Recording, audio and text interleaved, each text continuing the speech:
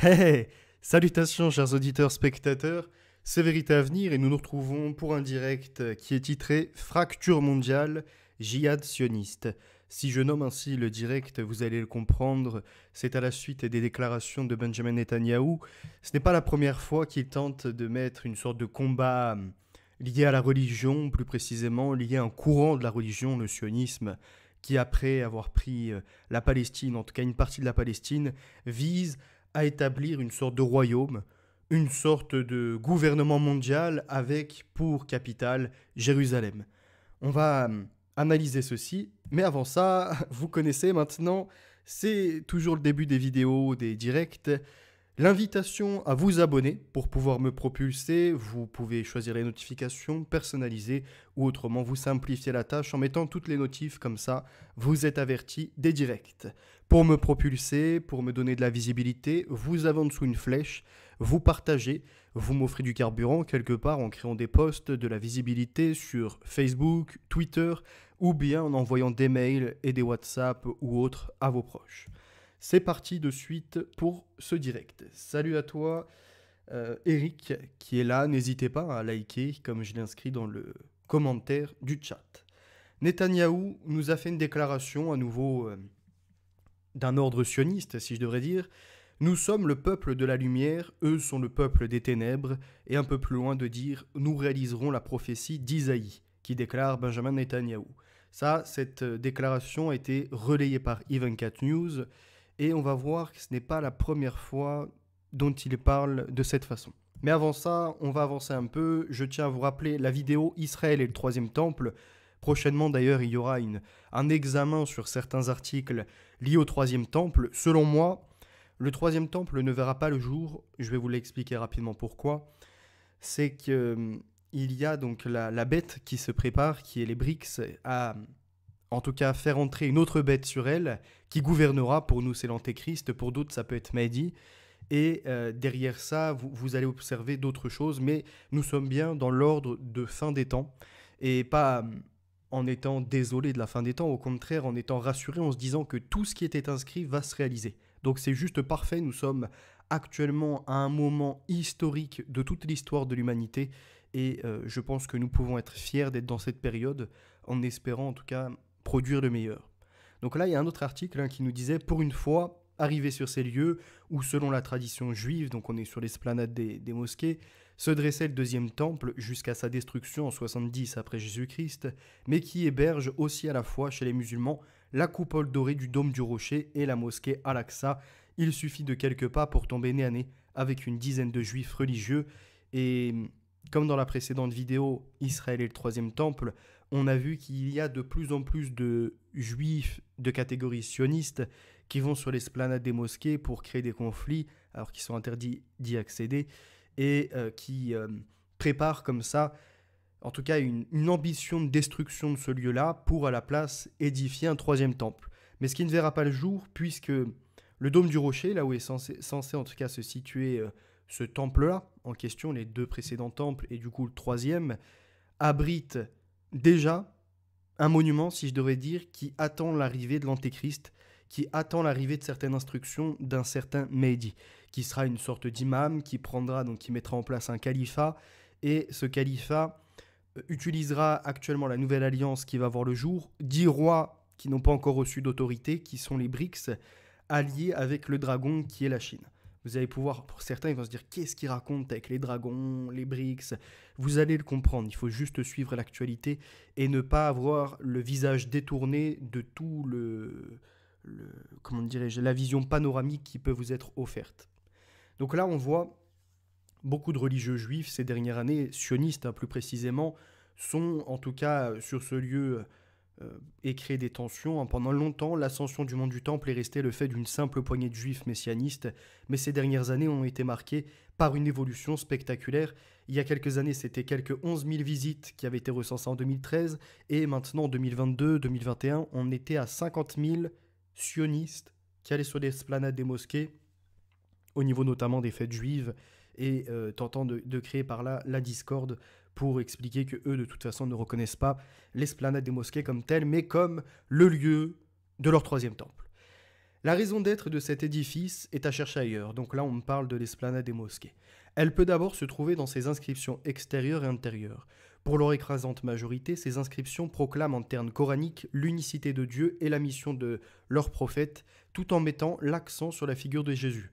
Elles énoncent par exemple, je cite, Ô gens du livre, al-Harktiba, ne soyez pas excessifs dans votre religion et dites seulement la vérité sur Dieu. Le Messie Jésus, fils de Marie, fut seulement un messager de Dieu. Il fut la parole de Dieu confiée à Marie. Croyez ainsi en Dieu et en ses messagers et ne parlez pas de Trinité. Abstenez-vous de parler de cela. Cela vaut mieux pour vous. Donc là, c'est une mise en demeure aux chrétiens. Et en tout cas pour nous, chrétiens, un blasphème que d'accentuer ça sur un lieu qui serait soi-disant saint, qu'il n'y a pas de Trinité et qu'il faut en fait cesser ceci parce qu'on se serait leurré dans la lecture de nos messagers, dans la lecture des compagnons du Christ notamment, et de d'autres prophètes.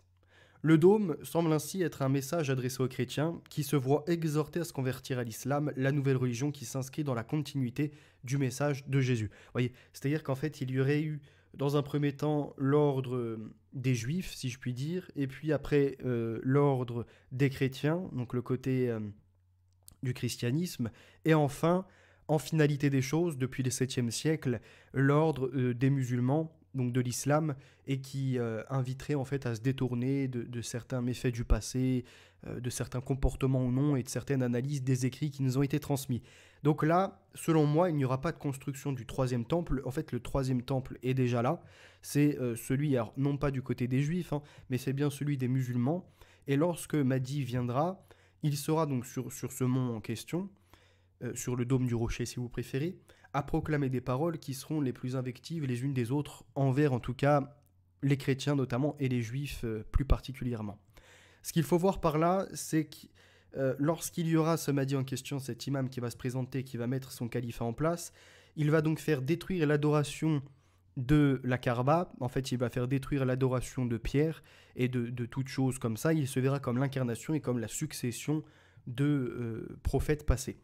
Donc, les juifs, actuellement, surtout les sionistes plus précisément, sont une énorme problématique par rapport à ce qu'ils font, puisque sionistes, comme d'ailleurs certains islamistes, les deux sont en train de précipiter les choses parce que d'un côté, ils attendent l'avenue d'un Messie, de l'autre, ils attendent l'avenue du Mahdi. Donc, on a vu déjà les déclarations de l'ancien président iranien, on a vu les déclarations de Benjamin Netanyahou, nous sommes véritablement dans des enjeux en tout cas qui sont de l'ordre à la fois religieux, spirituel et à la fois de l'ordre politique et militaire. En outre, et de manière plus fondamentale, la raison d'être du dôme est à chercher également dans la tradition juive talmudique dont était encore tout imprégné l'islam du 7e siècle. Au passage, je tiens à rappeler une chose, puisque je vais présenter prochainement le livre de Daniel, livre chrétien, je vais parler de quelque chose d'important. Alors, aussi donc du livre de Daniel, mais dans ce qui est, vous savez, dans l'Apocalypse, la marque de la bête, qui est un nombre d'hommes, d'un homme, qui est le nombre d'un homme. Et ce nombre est 666, et dans d'autres traductions a été, il me semble, 616, et d'autres traductions encore, ça a été un autre nombre. En fait, je pense que ce nombre-là est uniquement l'avertissement du faux prophète qui a vu le jour, donc qui est le prophète de l'islam, et qui était donc arrivé au 7e siècle vers les années 600 et quelques. Donc le nombre d'hommes, c'est celui-ci.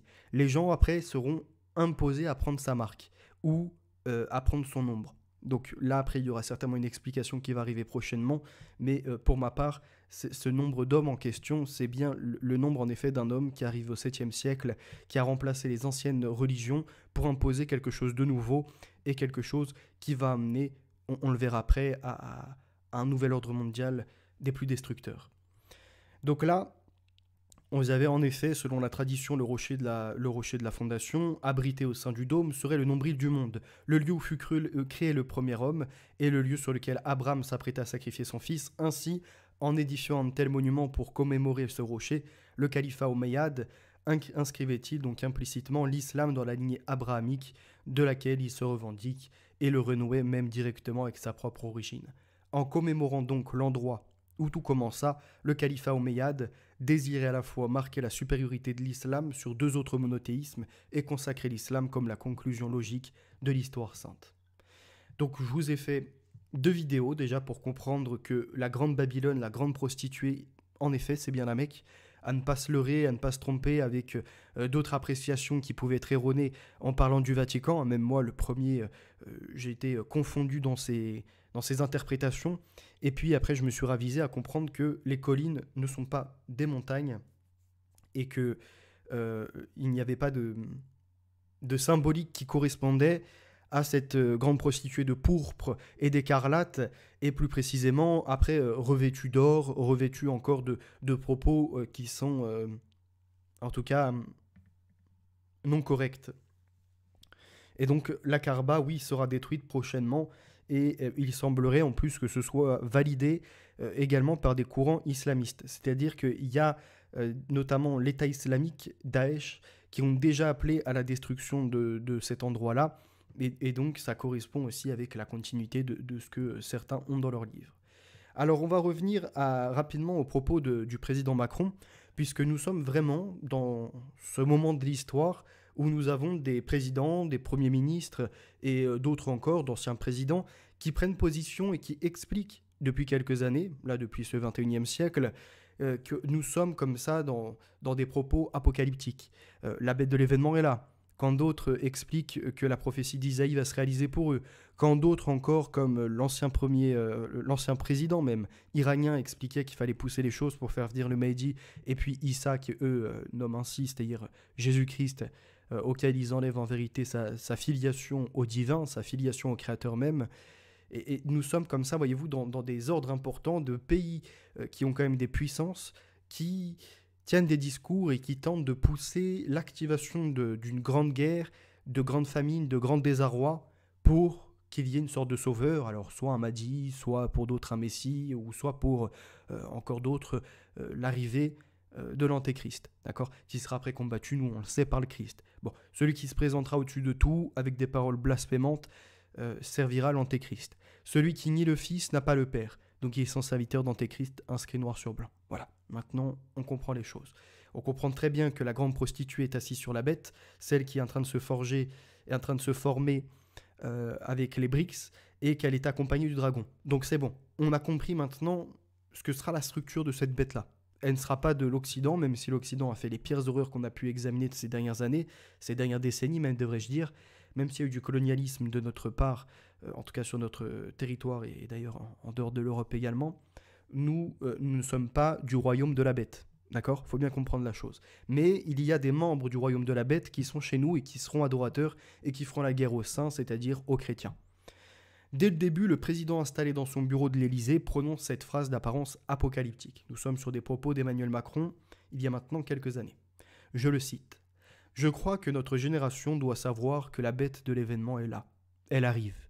Qu'il s'agisse du terrorisme, de cette grande pandémie ou d'autres chocs. Il faut la combattre quand elle arrive, avec ce qu'elle a de profondément inattendu, implacable. » Alors, nous avions le monde qui s'était revêtu comme ça d'une cape de compréhension de propos de Macron sans l'interroger sur ce qu'était la bête de l'événement. Selon eux, il ne s'agit pas de propos, en tout cas à connotation apocalyptique. Cette bête de l'événement, phrase qu'Emmanuel Macron a bel et bien prononcée, vous voyez, ils ont fait tout un article sur au moins 3 ou 4 propositions avancées pour essayer de voir est-ce que c'est vrai ou est-ce que ce n'est pas vrai, en fait pour perdre le consommateur de cet article-là, pour arriver à l'étape finale et évaluer l'affirmation de départ. Donc oui, la bête de l'événement a bien été prononcée par Emmanuel Macron, et c'est donc en réalité, selon eux, la métaphore d'un moment historique aux conséquences profondes, sans forcément pouvoir déclarer la chose. Un synonyme imagé du choc, terme qu'il utilise, lui, 23 fois dans ce même entretien. Une recherche avec CTRLF permet de compter. Bon, on s'en fiche de compter combien de fois il a dit le choc. Il s'agit de comprendre ce qu'est la bête de l'événement. Là, en l'occurrence, ils n'arrivent pas à la définir, mais ils vont terminer leur article en disant « Il n'est donc jamais question de fin du monde au sens biblique ou d'annoncer de l'arrivée de l'apocalypse, contrairement à ce que les vidéos sensationnalistes veulent laisser à croire. » Ok. Alors, on a autre chose. Donc, nous avons Emmanuel Macron, dans une autre vidéo, qui était très très étrange, se voyant comme une sorte de monarque, comme une sorte d'appelé, comme une sorte d'élu, qui nous disait donc dans sa vidéo « Je n'ai jamais eu le sentiment que je faisais une carrière. Et depuis que je suis rentré dans le champ politique, je vis ça comme une mission. Et le journaliste, réalisateur du documentaire derrière la caméra, qui s'appelle Pierre Hurel, lui demandant « Il y a une dimension de spiritualité ?» Il se questionne sur ses propos.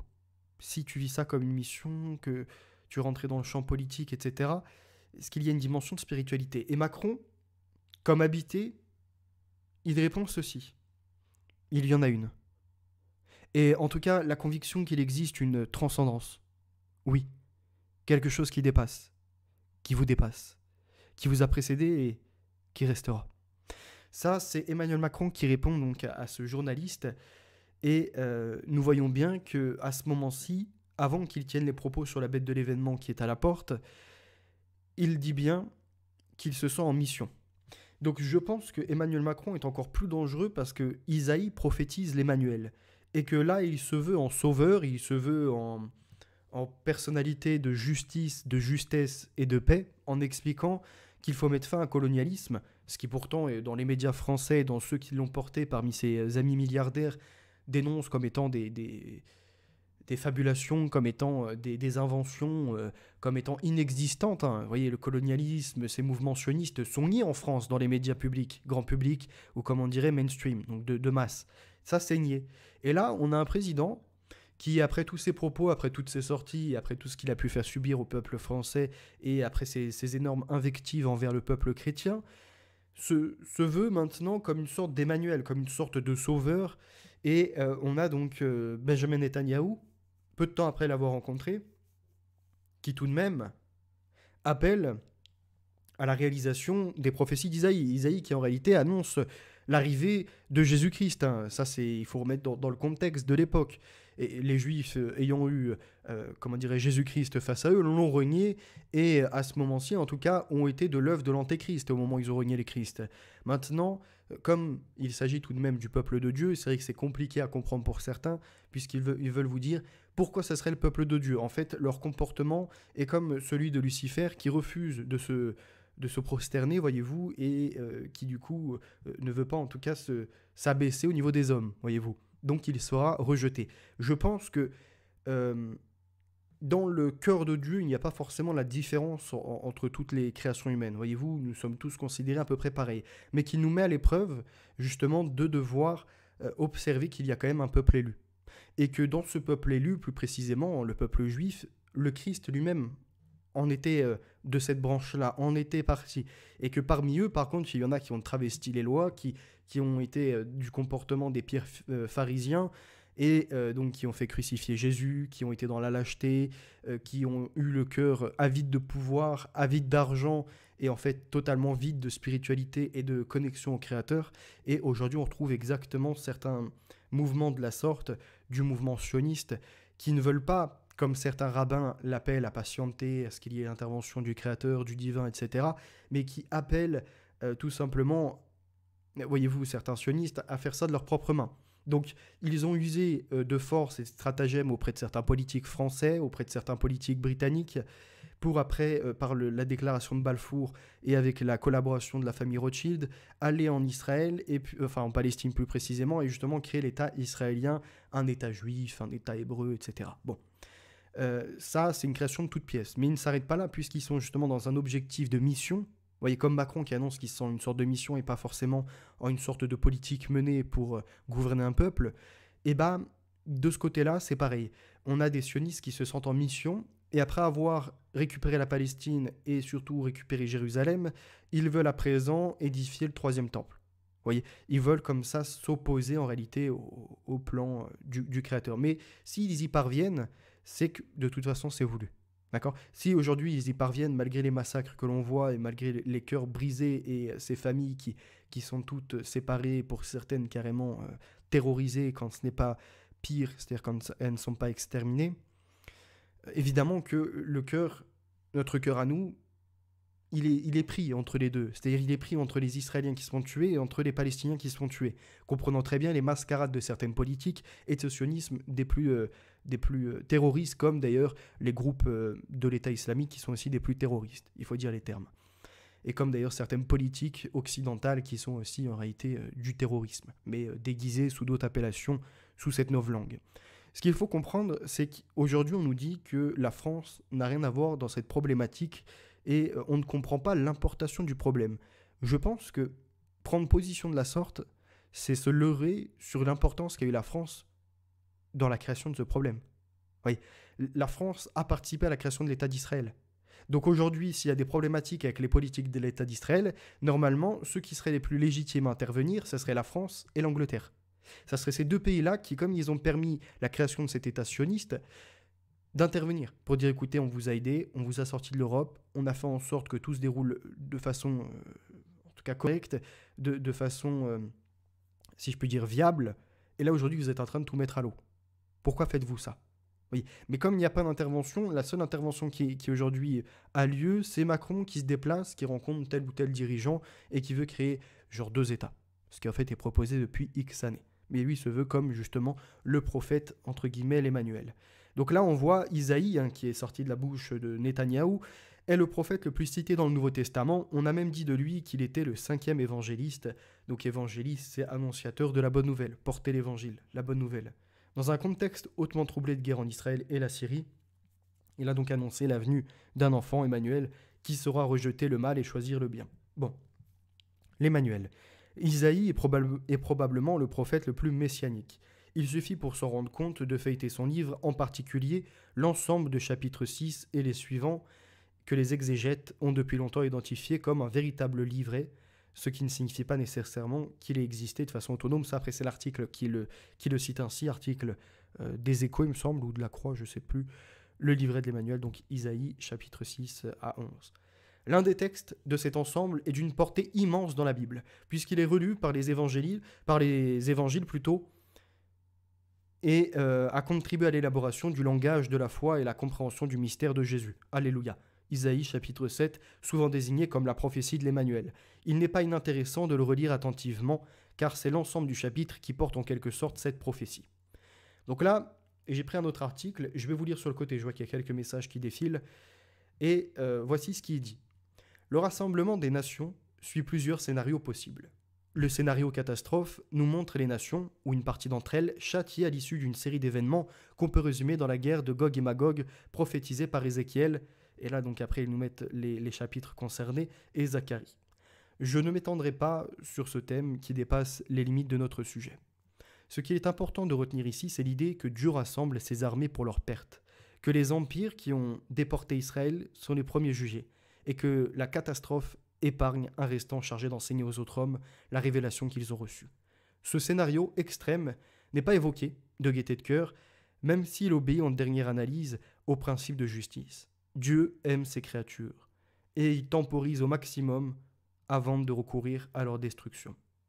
Le scénario alternatif, ou consécutif au précédent, nous montre aussi, au contraire, les nations favorables Israël et gratifiée par les bénédictions les plus hautes.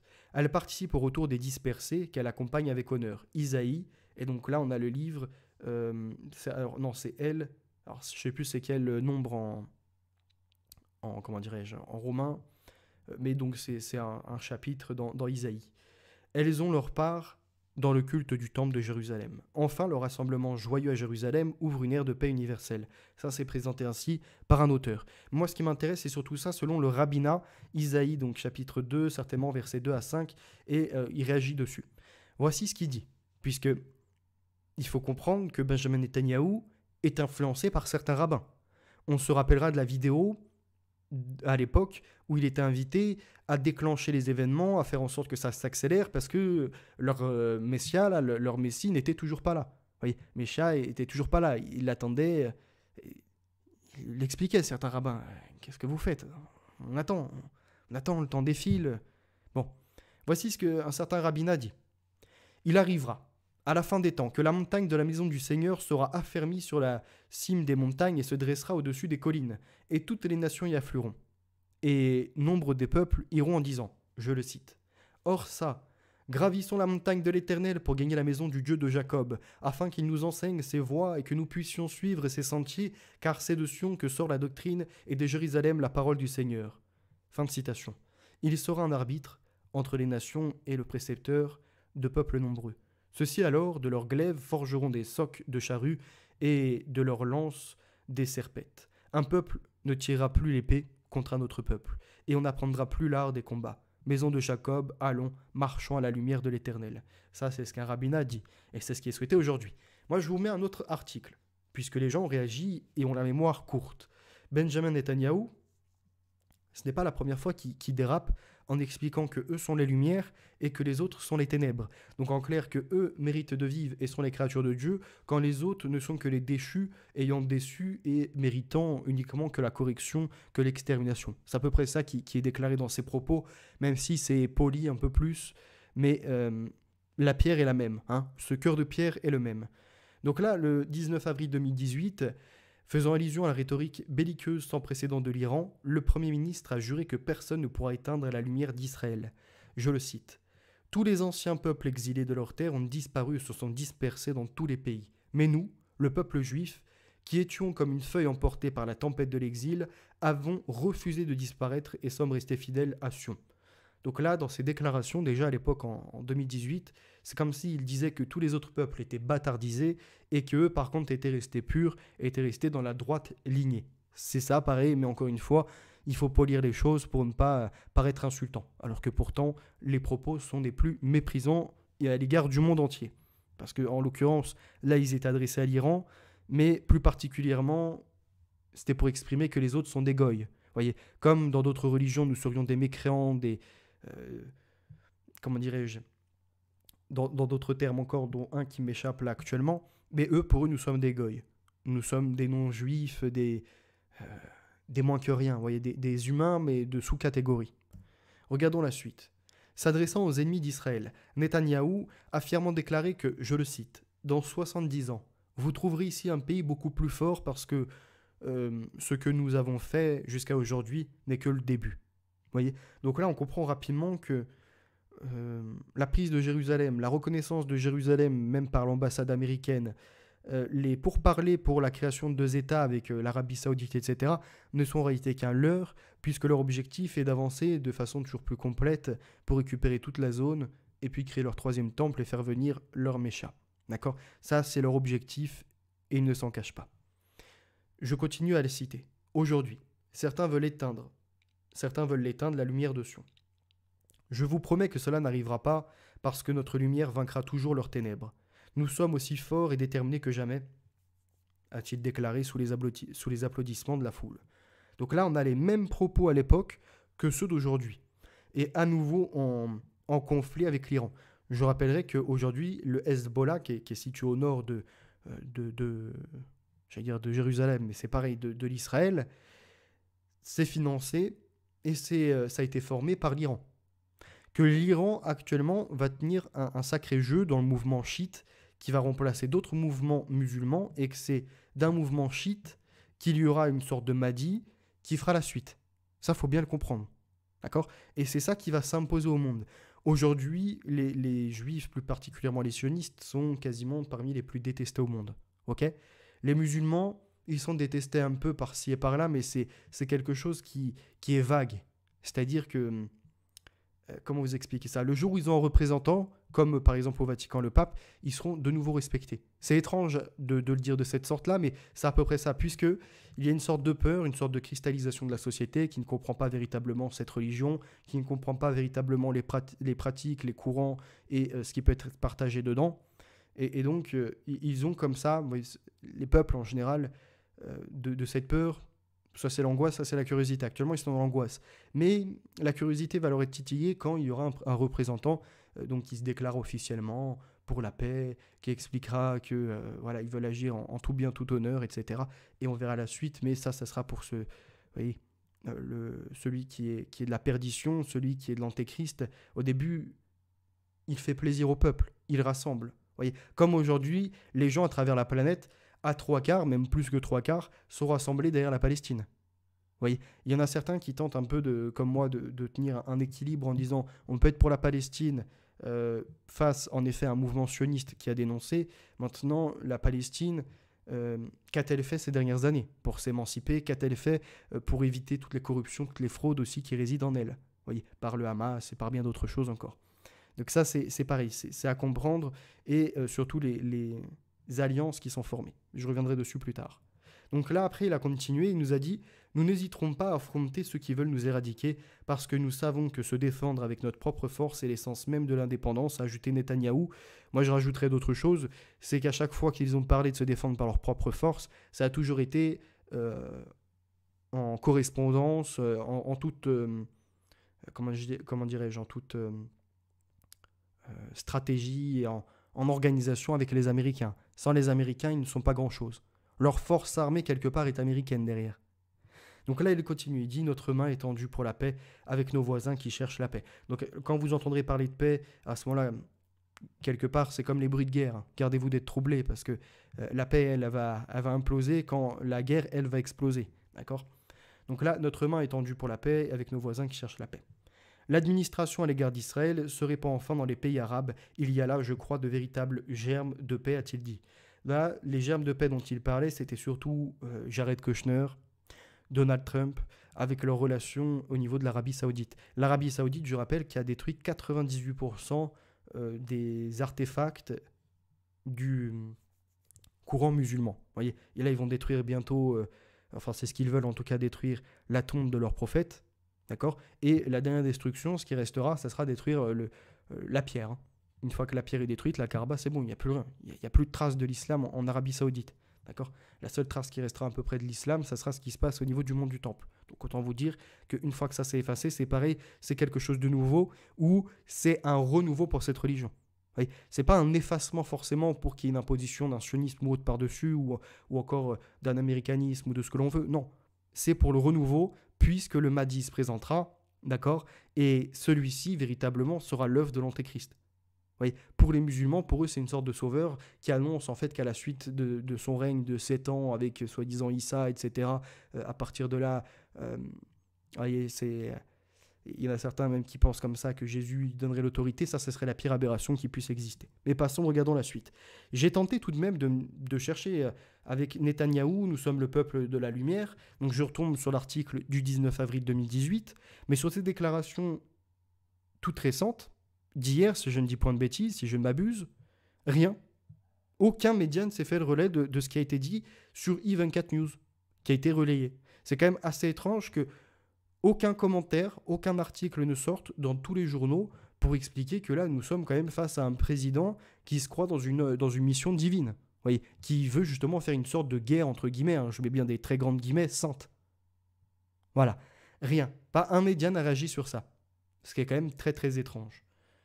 Par contre, ça aurait été une déclaration du Hamas, on aurait vu partout le Hamas, djihad, guerre sainte, etc. C'est pour ça que le titre de ce direct, c'est le djihad sioniste. Voyez, parce que souvent on parle du djihad islamique, mais on ne parle pas du djihad sioniste. Voyez, c'est la même chose, même si en effet ils n'ont pas ce mot-là qui est employé pour faire ce combat, même si on va me dire oui, mais le djihad, comme il y avait un ancien imam qui était là et qui expliquait que ça se fait par la lettre, par la plume, puisque quelque part il faut répondre aux mots MOTS face au mot MAUX, voyez, c'est à peu près ça qui est dit, c'est répondre dans la sagesse à la place de la violence, et rien à voir avec le côté des talibans, de l'État islamique, de Daesh ou autres qui ont été des structures organisées ou en tout cas financées, qui ont été également formées et armées par les Américains, entre autres pour servir leur base, pour servir leur déploiement à l'étranger, leur invasion de certains pays. Je veux bien l'entendre, mais là, le titre même, c'est justement le djihad sioniste. D'accord ? C'est-à-dire, c'est comme le djihad de Daesh, par exemple, qui est en fait... comment expliquer ça ? Une américanisation de la chose, voyez ?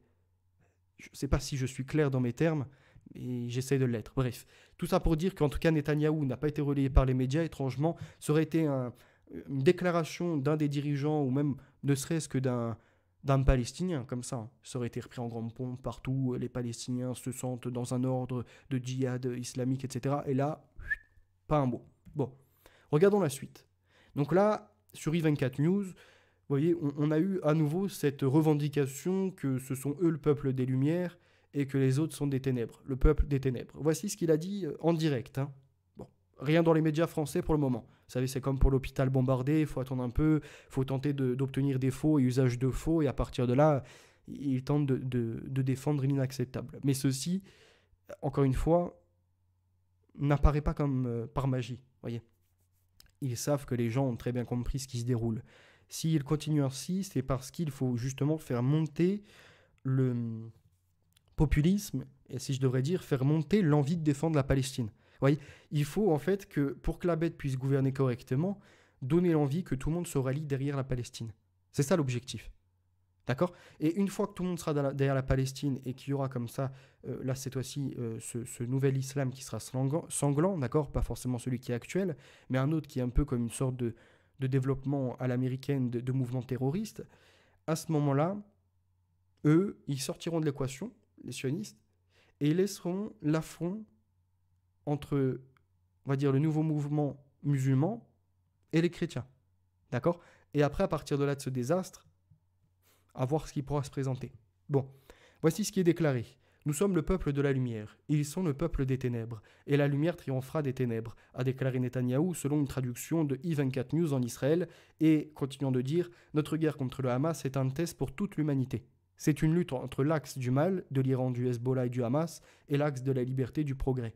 La plupart d'entre vous n'a pas la moindre idée de ce que dit le livre d'Isaïe.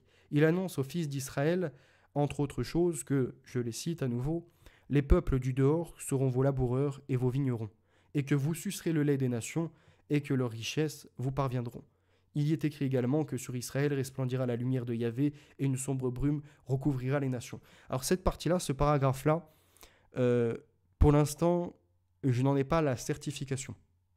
La première partie sur le peuple des ténèbres, le peuple des lumières, etc., ça oui. La deuxième partie, un peu moins, et je l'ai quand même inscrit, mais je n'en ai pas la confirmation, donc il faut que je continue mes recherches un peu plus profondément aujourd'hui. Néanmoins, on a comme ça cet esprit de les autres sont vos laboureurs, donc les autres font la guerre, et vous récoltez après le champ de la bataille où les gens veulent plus jamais l'horreur. Voyez, plus jamais ça. Il faut entendre le plus jamais ça, plus jamais l'horreur, et sera lié derrière une cause. Alors, on a un article, l'hypocrisie de l'Occident démasqué. Mais rapidement, je vous invite à liker, petite pause. Je vais également vous lire. Salutations à toi Laetitia, Libellule. Pour vous, sommes-nous à la fin des temps? Pour moi, en effet, là, nous y sommes. Tout est inscrit dans la Bible. Ça se produit exactement comme c'est inscrit. Steph, les musulmans attendent le retour de Jésus, surtout. Oui, enfin, leur Jésus, la façon dont ils l'ont dénaturé. Spike, subversif comme comparer le djihad au sionisme talmudique. Je l'avais dit. Merci, bonsoir, Spike the Future. Merci de ton intervention. Pour moi, la marque de la bête est l'injonction. Non. C'est. En fait, libellule, ça ne peut pas être l'injection du Covid, puisque on a continué à acheter, à vendre, à travailler ou non, malgré le fait qu'on n'était pas injecté pour certains. Il y en a d'autres, en effet, qui ont été discriminés, mais la majorité de la population a pu continuer à aller dans les magasins, à acheter, etc. Là, quand il est dit la marque de la bête, si vous ne l'avez pas, vous ne pourrez ni acheter ni vendre, libre et esclave, entre autres petits et grands, etc., c'est véritablement un système international où on a une nouvelle norme, et c'est certainement ce qui va voir le jour avec les BRICS. Les BRICS sont en train de travailler actuellement à l'émergence d'une nouvelle monnaie pour faire face au dollar. Le dollar, quand il va s'écrouler, automatiquement, de facto, l'euro va suivre et va lui aussi s'effondrer. Et à ce moment-là, il y aura la nécessité de l'imposition d'une nouvelle monnaie internationale, puisque les BRICS vont quand même rassembler 11 pays au total, et pas des moindres. On reste toujours sur Brésil, Russie, Chine et Afrique du Sud, mais on y ajoute l'Arabie Saoudite, on y rajoute l'Iran, on y rajoute encore l'Égypte, entre autres, et il y a encore 2 ou 3 autres pays, les Émirats Arabes Unis, il y a l'Éthiopie qui rentre dedans, et encore 1 ou 2 pays. Ce qui veut dire par là qu'ils vont avoir 3/4 du marché du pétrole. Ils vont avoir, avec la Russie, etc., quasiment le marché du gaz. D'accord ? Puisque par les ramifications, automatiquement, l'Algérie, etc., vont suivre et vont directement rentrer dans la cause des BRICS. Donc l'Europe et les Américains seront, en tout cas, dans un grand conflit pour notamment la crise énergétique dont on parlera prochainement. Donc il va y avoir un véritable conflit et une véritable émergence d'une nouvelle économie, d'un nouveau système mondial international. Un nouveau système monétaire international. J'étais sur le M, mais monétaire et non mondial. Pour moi, donc voilà, j'ai répondu 666 ou 618, le nombre d'or, 3,14 pi. Alors oui, après ça, AZ8, c'est des interprétations de nombre de pi, de ce genre de choses. Je pense plus particulièrement que quand il a été inscrit que c'est un nombre d'hommes, c'est un nombre d'hommes. Vous voyez, c'est le nombre d'un homme. Qu'est-ce qui est arrivé au 7e siècle, on va dire entre 610 et 670? L'arrivée de l'islam, avec leur faux prophète, qui d'un coup a transformé le Christ en juste un prophète, plus en descendant de Dieu, plus en fils de Dieu. C'est ça, c'est le faux Messie, c'est le faux messager qui est derrière. Vous voyez? C'est le faux mouvement en fait, qui petit à petit a son temps de règne, etc. Je dois y aller, je suivrai tout ça en replay. Merci à toi Laetitia. Sujet très intéressant. Bon live à tous. En tout cas, je te remercie pour ta bienveillance. Fred, salutations. Artax, salutations. Alors, il y a beaucoup de bonsoir, à moins que vous soyez à l'étranger, sinon vous êtes en décalage horaire. Je ne reste pas longtemps, il est déjà 22h. Ah bah voilà, je me lève tôt demain matin. Bon live à tous et bah bonne nuit à toi Artax. Agnès, bonjour. Alstat également. Ervdon, salutations. Et du coup Fred, que j'ai déjà salué. On va reprendre la suite du direct et c'est parti. L'hypocrisie de l'Occident démasquée. Dans ce texte au vitriol, une chroniqueuse tunisienne dénonce le traitement de la guerre entre Israël et le Hamas dans les médias du monde libre qui ont donc pris fait et cause pour l'État hébreu, déniant au peuple palestinien le statut de victime. Un point de vue qui reflète l'opinion d'une grande partie du monde arabe et traduit l'extrême polarisation des débats. Donc Business News, extrait de Tunis. On allume la télé, sur les chaînes occidentales, et on a l'impression que tout a commencé un certain samedi 7 octobre 2023. Aucune contextualisation, rien. Israël est victime du Hamas, classé terroriste par ces mêmes pays occidentaux. C'est simpliste, aucune nuance. Pourquoi aller plus loin ou expliquer la situation dans son contexte global? Non. Ça viendrait à discréditer l'histoire que les médias occidentaux s'apprêtaient à nous raconter. Tout est dans la surémotion. Une avalanche d'images de colons kidnappés ou tués en boucle. On est pris à la gorge. Un être humain, normalement constitué, ne peut rester de marbre face à la mort d'autres êtres humains. Ce qui interpelle, c'est qu'on n'a pas souvenir de tel emballement quand les Palestiniens sont décimés depuis des décennies. Rien que pour l'année 2023, entre janvier et septembre, avant qu'il y ait eu les attentats, plus de 300 Palestiniens sont morts sous les balles et les bombardements de Tsahal, acronyme hébreu désignant l'armée israélienne, dans l'indifférence la plus totale. Pour les colons israéliens, en réalité essentiellement des kibbutzim, les colonies israéliennes sont situées en Cisjordanie. On met des visages sur les noms, on nous invite à nous identifier à eux. Et là je mets une parenthèse, c'est comme ce qui s'est déroulé à Paris. On vous projette comme ça les images d'Israéliens qui ont été enlevés, d'autres qui ont été tués, des enfants, etc. Par contre, il n'y a jamais eu une seule projection pour, par exemple, la petite Lola qui a été tuée. Il n'y a pas eu une projection pour tous les enfants qui disparaissent en France. Ça, jamais.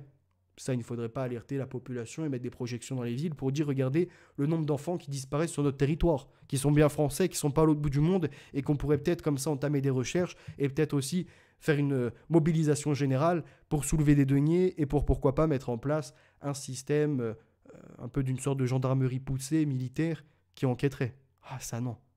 Ça, c'est pas le peuple élu. Vous voyez, ça ne fait pas partie du peuple élu, donc ça n'intéresse personne. Bon, lisons la suite de l'article. Les victimes palestiniennes ne comptent pas. Bon, on devrait rajouter à cette analyse de cette Tunisienne que les victimes françaises ne comptent pas non plus aux yeux de l'État, qu'il ne faut pas qu'elles s'en fassent, que les victimes italiennes ne comptent pas aux yeux de leur État, que les victimes espagnoles ne comptent pas non plus aux yeux de leur État. C'est important de bien le signaler aussi, puisque la majorité des gens qui sont tués par des étrangers africains en France, jamais médiatisés. Les noms sont effacés, chut, pas de bruit, pas de vague. Lisons la suite. Ils n'ont pas de nom. Ils ne sont qu'une masse informe.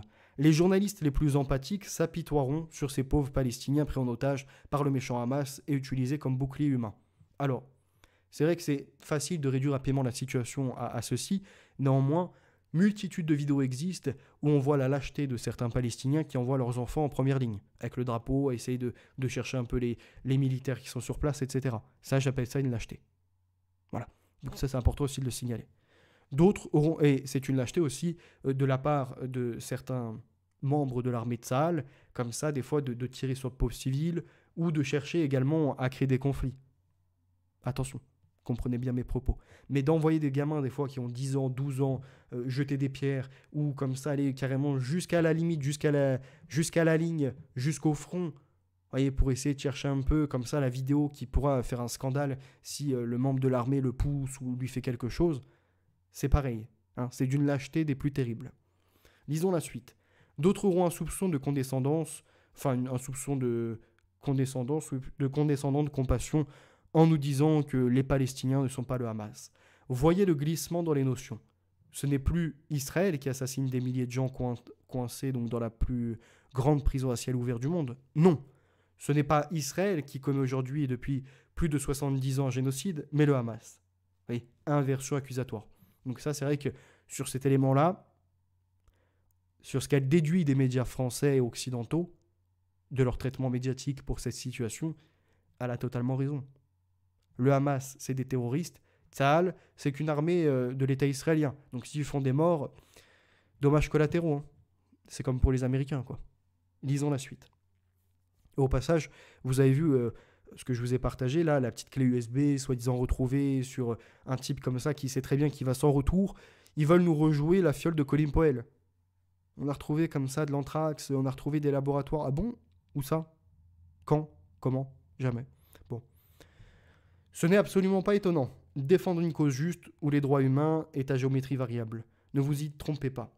Ce monde, dit libre, a toujours soutenu et soutient encore des régimes dictatoriaux qui oppriment les libertés les plus élémentaires de leur peuple, parce que ça sert tout simplement leur intérêt.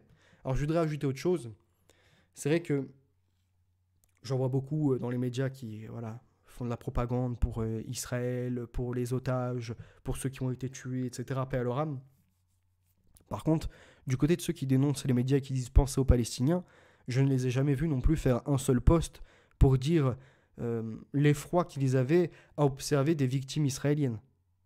Je n'ai jamais vu ce post-là. Oui, donc c'est pareil, c'est souvent drôle. Enfin, la situation ne prête pas à rire. Hein. Mais ce que je veux dire par là, oui, c'était une sorte de caricature. C'est souvent intriguant de voir comme ça ces pro-palestiniens ne jamais réagir à des morts israéliens. Et de reprocher à ceux qui réagissent pro-israéliens de ne pas réagir pour les Palestiniens. Vous voyez, c'est le Roquefort qui dit au camembert, tu pues, quoi. C'est tellement méprisable. Bon, passons à la suite. Chaque news, puisqu'il est important de voir que cette Tunisienne a totalement analysé les choses. En dehors du traitement médiatique, Israël fait en plus des dépenses en millions de dollars pour inonder les internautes français pas de publicité, de propagande anti-Hamas, disons les termes, et puis anti-palestinienne. Les utilisateurs français de la plateforme YouTube ou des jeux sur smartphone ont été exposés à plusieurs vidéos produites par le ministère israélien des Affaires étrangères, et ceci n'a pas dérangé YouTube du tout. Voyez, YouTube, lorsque l'on sort une vidéo, ils viennent carrément vous interdire de la publier, ou autrement il a des références, ils vous font du shadowban, bref, ils savent faire les choses, mais par contre, quand ça va dans le sens du pognon et puis dans le sens du sionisme, pas un problème, tout peut être publié. Donc là, 4,6 millions de dollars ont été dépensés en très peu de temps pour faire une propagande qui n'a bien évidemment pas fonctionné. Propagande médiatique. On a pu assister à un emballement médiatique ressemblant lors du déclenchement de la guerre russo-ukrainienne. On était dans les mêmes configurations. Le fait est que cette fois-ci, on constate que le rouleau compresseur médiatique est plus violent, plus intense. Le contexte est gommé, l'histoire est niée, les partis pris et les effets rhétoriques se succèdent, égard à celui qui relève les approximations ou les incohérences. De mémoire, un tel niveau de propagande n'a jamais été atteint, même avec les guerres en Irak ou le 11 septembre. Israël a le droit de se défendre et donc on ferme les yeux sur les violations à l'appel du droit international et de tous les droits humains. On fait tout pour gommer la tragédie palestinienne qui se déroule sous les yeux du monde complaisant. Cette propagande médiatique fait éhontément abstraction de l'occupation.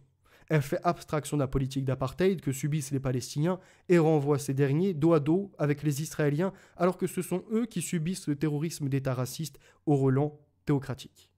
On dénie à un peuple opprimé et spolié par la force des armes et l'appui des puissances mondiales de résister par tous les moyens qui lui sont possibles. Pourtant, on encourage les Ukrainiens à résister et on les aide. Mais eux ne sont pas taxés de terrorisme quand ils résistent. Donc les Ukrainiens, on doit les armer, on doit les encourager à lutter contre la Russie. Les Ukrainiens, c'est bon, s'ils se font attaquer sur leur territoire, ils peuvent faire même les pires choses. On a vu des vidéos tournées où ils attachent des gens à des poteaux, ils les fouettent. Bref, il y a eu pas mal de choses qui étaient des plus choquantes, des plus irrespectueuses, des plus inhumanitaires. Et lorsque ça se déroule en Palestine, et donc on a la Palestine qui par exemple souhaiterait défendre ne serait-ce que le territoire qui lui reste, c'est-à-dire les petits endroits comme Gaza et puis après les autres petites villes qui peuvent encore exister, mais la plus grande partie c'est la bande de Gaza, là non, c'est interdit. Je veux dire, je veux bien comprendre que lorsque le Hamas agit sur, par exemple, Jérusalem ou autre, on a une grande problématique, mais lorsque le Hamas défend quelque part ce qui se déroule à Gaza, en l'occurrence, là on ne peut pas les attaquer. Si on est dans la même configuration et on va dire dans la même idée que l'Ukraine et la Russie. Bon. Alors après on va nous expliquer que non, c'est différent, que ces groupes-là en fait commettent des attentats, vous voyez, dans l'autre partie, et c'est entendable aussi. Vous voyez, c'est du fait qu'il y ait des attentats, maintenant c'est comprendre qui se retrouve derrière le Hamas, qui se retrouve derrière le Hezbollah. Vous voyez. Et là, on sort d'un coup de la vision de « oh, il n'y a eu que les méchants sionistes et que les pauvres Palestiniens », et on se rend compte qu'il y a d'autres acteurs, plus particulièrement les Iraniens. Quand tu as un président, enfin un ancien président, qui t'explique que son objectif était de pousser au maximum le conflit parce que lui-même se sentait investi d'une mission pour faire venir Mahdi et Jésus, c'est un ancien président iranien qui le disait de sa propre bouche. Je vous ai mis les articles. Donc en fait, on sort et rapidement, on commence à avoir une vision un peu plus panoramique. On comprend un peu plus les choses. C'est-à-dire qu'on n'a pas que les sionistes qui sont fous dans leur idéologie de faire venir un messie, on en a d'autres, pareil, et qui en réalité prennent en tenaille le peuple palestinien. Oui, mais on va nous faire passer ça pour des soutiens, voyez-vous, qui sont...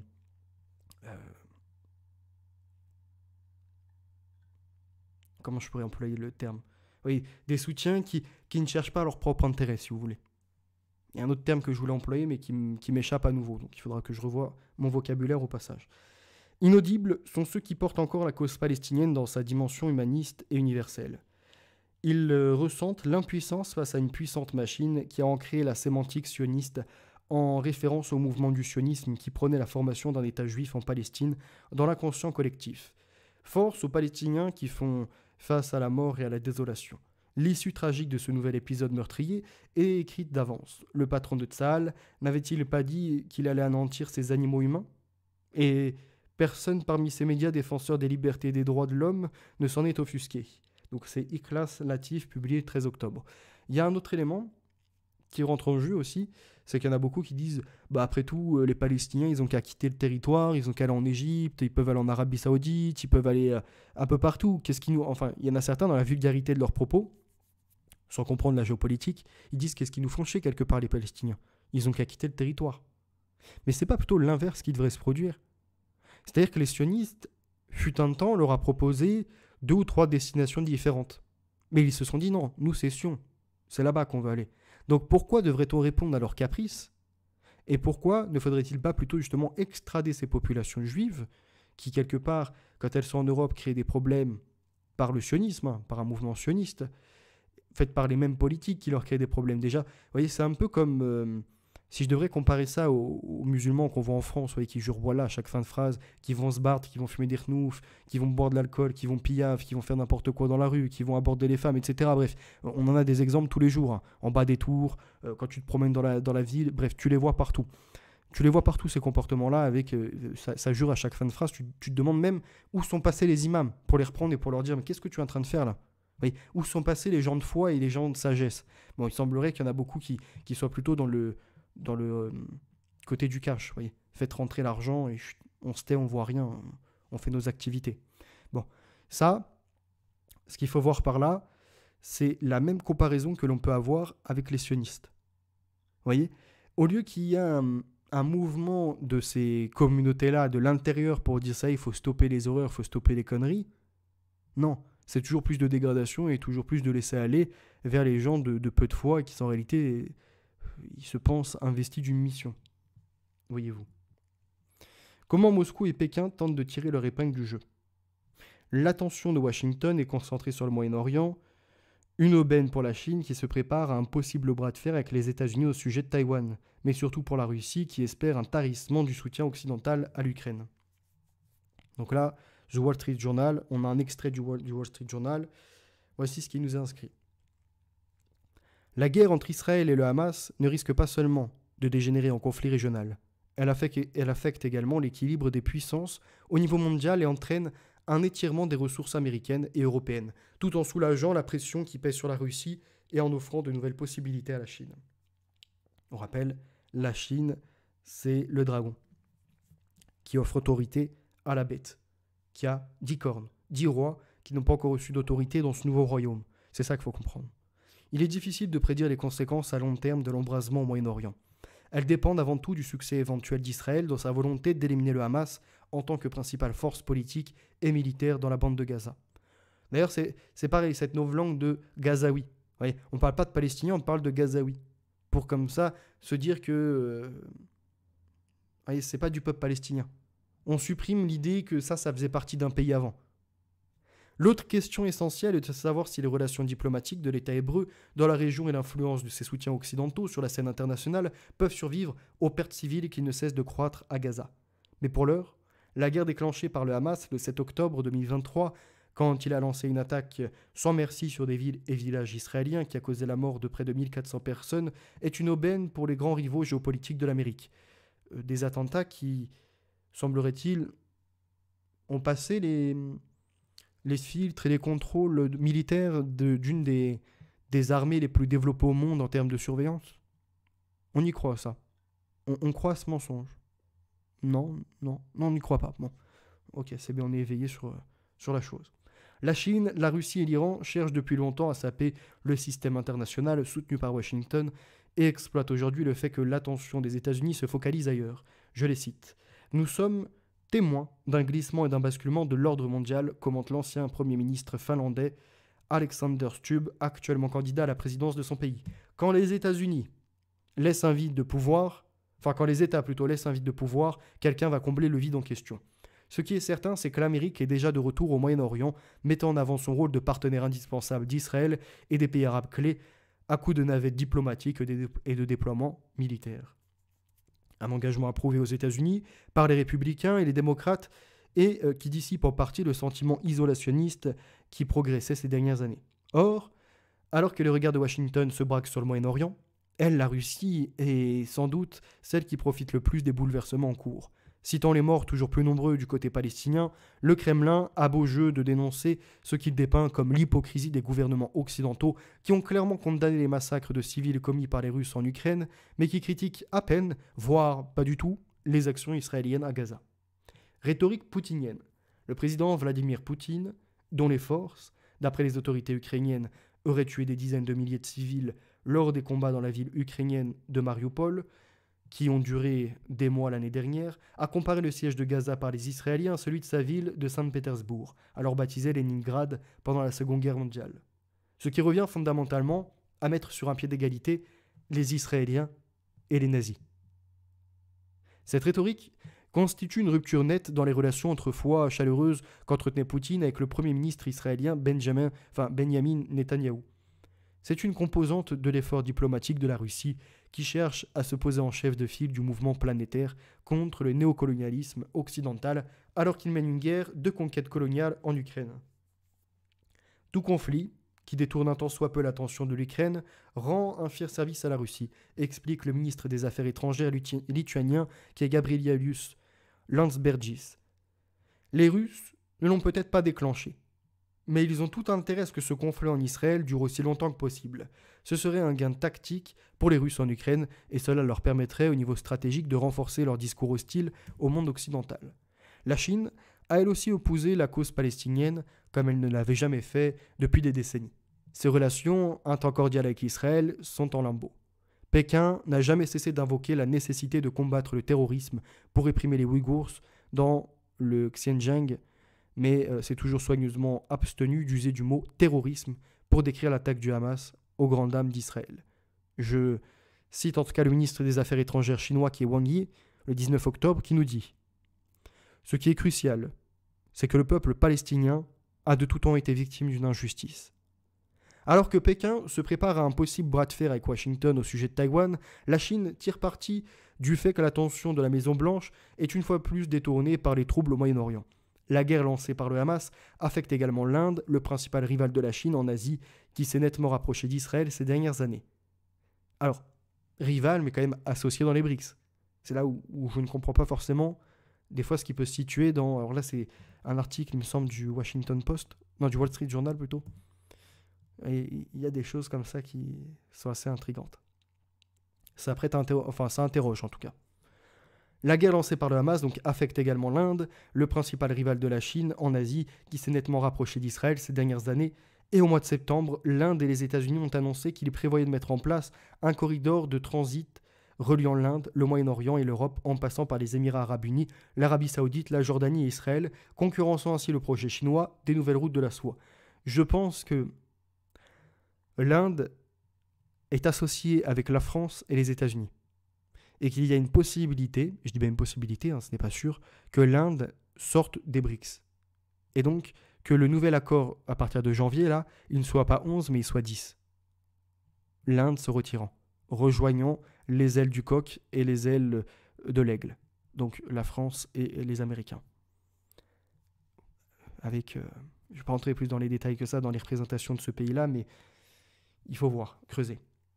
Toutefois, pour parler sur la normalisation des relations entre Israël et l'Arabie saoudite, un élément clé du plan, ont été torpillés par la guerre de Gaza et leur avenir paraît désormais compromis. Et c'est là où il faut avoir les yeux fixés sur sur l'Arabie saoudite plutôt. Voir ce qui se déroule là-bas. Tout va se jouer là-bas. C'est l'Arabie saoudite qui va certainement créer le plus de conflits, le plus de désordre, et qui se verra justement attaqué par sa prise de position contre sa communauté quelque part, contre la communauté musulmane. Dans l'ensemble, l'Inde a beaucoup investi au Moyen-Orient, en particulier en Israël et dans les pays arabes importants comme les EAU et l'Arabie saoudite, rappelle Ashok Malik du cabinet du conseil Asia Group. La normalisation des relations entre Israël et les pays arabes progressistes qui veulent profiter d'ouverture économique et technologique pour se moderniser dans le cadre d'une normalisation plus générale au Moyen-Orient bénéficie clairement du soutien de l'Inde pour des raisons commerciales et politiques à plus long terme. Pour de nombreux pays d'Europe, une escalade du conflit, outre qu'elle accroîtrait les tensions régionales et détournerait l'attention de l'Ukraine, engendrerait aussi une crise énergétique qui pourrait les priver de la solution moyen-orientale pour remplacer le pétrole et le gaz russe. Voilà. Nous, dans les mois qui arrivent, on va payer le pétrole je ne sais combien de fois plus cher, ça va pas être 2 euros à la pompe, 4 ou 5 euros, facile, et le gaz, ça sera hors de prix également. Par ailleurs, un bain de sang au Moyen-Orient accentuerait également le risque de nouvelles violences commises sur leur territoire par des groupes islamistes militants. D'immenses manifestations pro-palestiniennes ont déjà envahi les rues des grandes capitales européennes, certains participants scandant leur soutien à l'objectif du Hamas, à savoir l'élimination d'Israël. Moi, je voudrais rajouter autre chose sur ce que je vous ai mis en fluo, engendrerait aussi une crise énergétique. S'il y a une crise énergétique, du gaz, du pétrole, pour nous l'Europe et pour les Américains, plus particulièrement, c'est nous l'Europe qui allons payer la chose. Autant vous dire que l'inflation que l'on subit jusqu'à présent, ce n'est rien. C'est une broutille face à ce qui arrive. Parce que quand les cours du pétrole vont monter en flèche, qu'il va y avoir ces accords de BRICS avec cette nouvelle alliance, là en janvier 2024, et même avant en réalité, qui est en train de se former, vont nous priver d'un certain prix du pétrole par nos prises de position pour Israël et pour le sionisme, on va en payer le prix et on va en payer les pots cassés. L'accès à l'alimentation est très compliqué. La possibilité de se déplacer pour aller au travail, etc., ça va être hors de prix. Les gens n'auront plus intérêt à aller travailler. On va être dans une situation des plus catastrophistes. Au même moment où le dollar va arriver à un effondrement, une sorte de krach boursier, entraînant l'écroulement de l'euro avec. Les pays étant tous surendettés. Il n'y a pas d'argent magique. L'argent magique, ça a duré un temps, là, depuis le Covid. On arrive dans une situation où tout va exploser en même temps. L'économie, les problèmes géopolitiques, l'accès à l'emploi, etc., l'accès à l'alimentation, et ça va entraîner, puisque nous, l'Europe particulièrement, on participe à exporter de l'alimentation auprès des pays de l'Afrique, au niveau du blé, au niveau de bien d'autres choses encore. Autant vous dire que c'est exactement ce qui est inscrit dans la Bible. Tremblement de terre, ça c'est à voir, ça sera pour la suite, mais surtout famine, guerre, etc.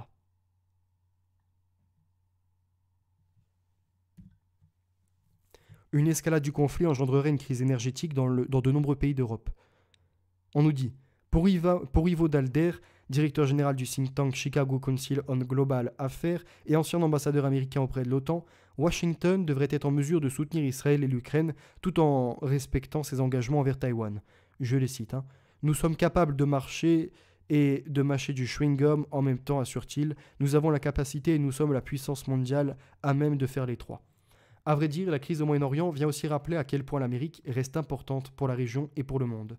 En mars, la Chine est ostensiblement intervenue sur la scène politique régionale en obtenant un accord sur le rétablissement de relations diplomatiques entre Riyad et Téhéran. Mais maintenant, alors que le risque d'une guerre régionale augmente, Pékin fait profil bas, tandis que les États-Unis ont dépêché 2 porte-avions et que le secrétaire d'État américain a ratissé la région dans l'espoir d'éviter une extension du conflit. Je cite cette fois-ci Gordon Flack, directeur du think tank australien US-Asia Center, qui nous dit le principal levier de pouvoir de la Chine dans la région, c'est sa puissance économique.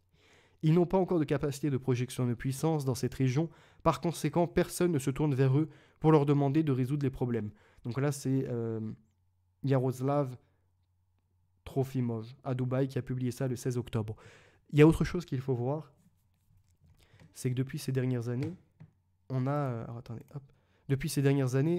comme ça Alibaba, Taibu, Temu, AliExpress, bref, vous voyez, ces petites entreprises comme ça, ces méga entreprises, mais vous voyez, ces sites internet, ces applications avec des broutilles chinoises qui sont vendues à bas prix, qui ont récupéré toutes les données de je ne sais combien de cartes bancaires. Ça veut dire que là, la Chine aujourd'hui a un pouvoir immense sur l'Europe pour déstabiliser l'Europe au niveau des paiements bancaires. Elle a les noms des personnes, elle a les numéros de carte, derrière le code crypto, la sécurité de carte, elle a tout. Donc au moment opportun, si la Chine veut mettre à mal l'Europe, elle pourra déclencher massivement des transactions qui nécessiteront de la part des banques une intervention pour en fait bloquer toutes les cartes et en rééditer. Autant vous dire un bordel monstre. Et bloquer une économie pendant 1 jour, 2 jours, 1 semaine, etc. Ils ont une forte possibilité de faire ça par la suite. Pour l'instant, ce n'est pas totalement soulevé dans les médias, mais moi je cogite un peu et en travaillant dans les banques, même s'il y a aujourd'hui la double sécurité, la certification de paiement, ça peut être un des bordels qui peut être comme ça causé par la Chine. Si l'Europe, associée des États-Unis, les emmerde véritablement. Plus après bloquer la route de la soie, bloquer certains commerces et bien d'autres choses encore. Regardons la suite. Là, je vais vous lancer un direct prochainement sur les BRICS, cette alliance contre le dollar dont on a peu entendu parler, où maintenant ils vont être 11 pays, comme je vous l'ai dit, et ils bousculent l'ordre mondial et on va voir tout ça. Donc là, ça va être présenté prochainement, ça va être pareil, un petit direct de 1 heure, avec 2-3 articles de journaux, vous voyez, comme ça, au moins ça vous permet aussi d'avoir de l'information diversifiée entre ce que je pense, ce que je peux vous apporter par les livres, ce que je peux vous apporter par certains articles de journaux qui sont un peu plus lambda, et puis d'autres magazines qui sont un peu moins lus. Voilà. J'espère en tout cas que vous avez apprécié, puis on se retrouvera aussi pour la lecture et puis pour certaines analyses du livre de Daniel. Alors j'ai vu qu'il y avait d'autres personnes qui étaient arrivées, il y avait Saint-Michel-Archange, Extrabal également qui était là, et Demain je soigne qui est arrivé, qui disait « Bonsoir, penses-tu que l'état actuel des choses soit voulu par l'esprit cartésien et calculateur de nos dirigeants, nonobstant de l'écriture sainte de la Bible, qui est plus liée au destin ?» Alors il y a certainement une volonté politique, comme on le voit, des déclenchements de certaines guerres, de récupérer certaines régions du monde, et peut-être même de répondre en effet à des aspirations religieuses.